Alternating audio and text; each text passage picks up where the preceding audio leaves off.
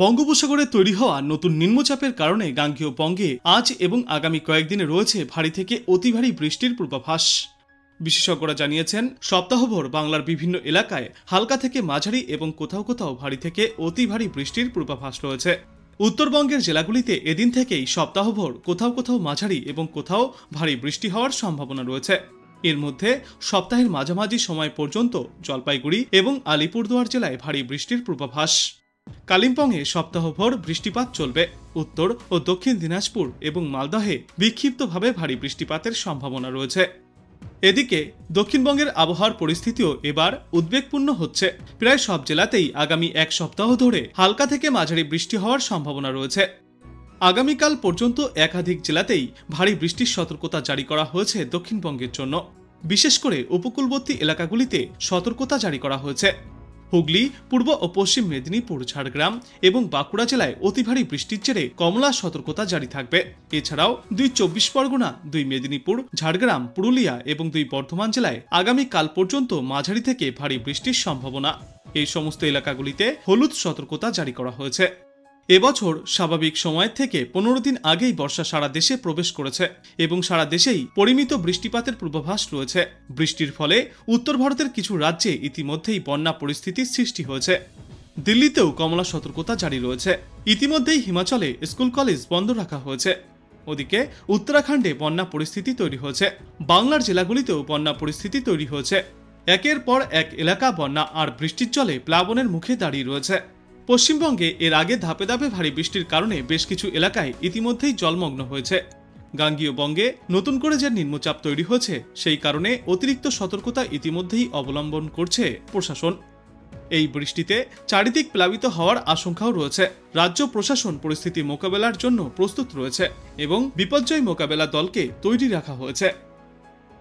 আগামী 2 দিনে মোটের ওপর মেঘাচ্ছন্ন আকাশ দেখা যাবে সমগ্র বাংলায়। হালকা থেকে মাঝারি বৃষ্টির পূর্বাভাস থাকছে মাত্র কয়েকটি জেলায়। বেশিরভাগ এলাকাগুলিতেই ভারী থেকে অতি ভারী বৃষ্টির সম্ভাবনা।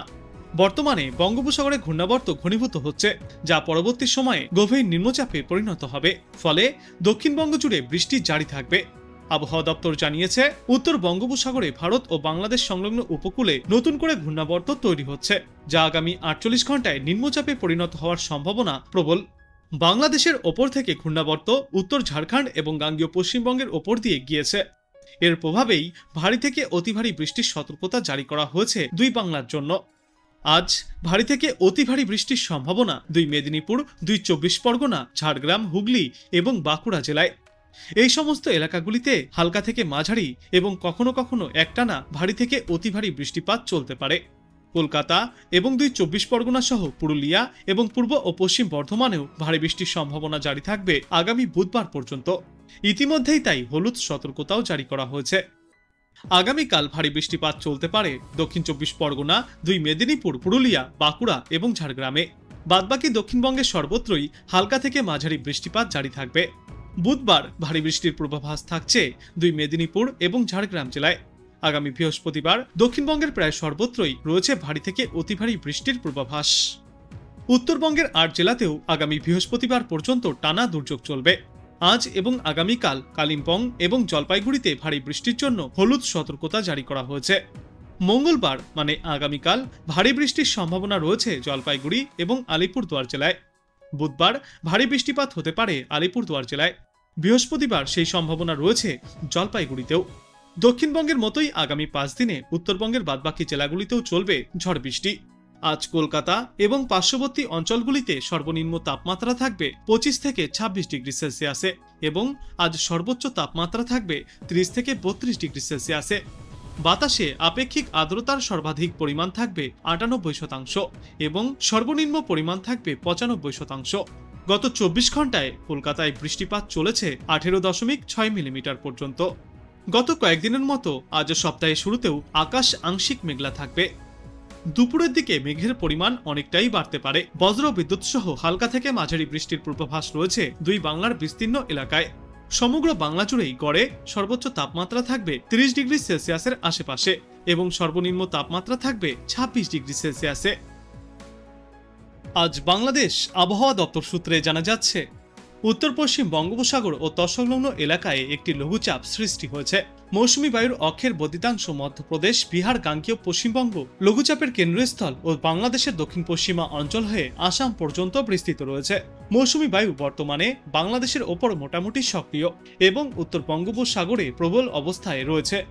এই সিস্টেমের জেরে আজ খুলনা, বরিশাল ও চট্টগ্রাম বিভাগের অধিকাংশ জায়গায় এবং রংপুর, রাজশাহী, ঢাকা, ময়মনসিংহ ও সিলেট বিভাগের অনেক জায়গায় অস্থায়ীভাবে দমকা হাওয়া সহ বজ্রবিদ্যুৎ চমকানো হালকা থেকে মাঝারি ধরনের বৃষ্টিপাত হতে পারে। সেই সাথেই খুলনা, বরিশাল ও চট্টগ্রাম বিভাগের কোথাও কোথাও মাঝারি ধরনের ভারী থেকে অতি ভারী বর্ষণ চলবে। দেশের দক্ষিণা অঞ্চলে দিনের তাপমাত্রা কমতে পারে এবং দেশের অন্যত্র তা প্রায় অপরিবর্তিতই থাকতে পারে। সারা দেশ জুড়ে রাতের তাপমাত্রা প্রায় অপরিবর্তিতই থাকবে। আগামীকাল রংপুর, খুলনা, বরিশাল ও চট্টগ্রাম বিভাগের অনেক জায়গায় এবং রাজশাহী, ঢাকা, ময়মনসিংহ ও সিলেট বিভাগের কিছু কিছু জায়গায় অস্থায়ীভাবে দমকা হাওয়া সহ বজ্রবিদ্যুৎ চমকানো হালকা থেকে মাঝারি ধরনের বৃষ্টিপাত জারি থাকবে। সেই সাথেই খুলনা, বরিশাল ও চট্টগ্রাম বিভাগের কোথাও কোথাও মাঝারি ধরনের ভারী থেকে অতি ভারী বর্ষণ হতে পারে।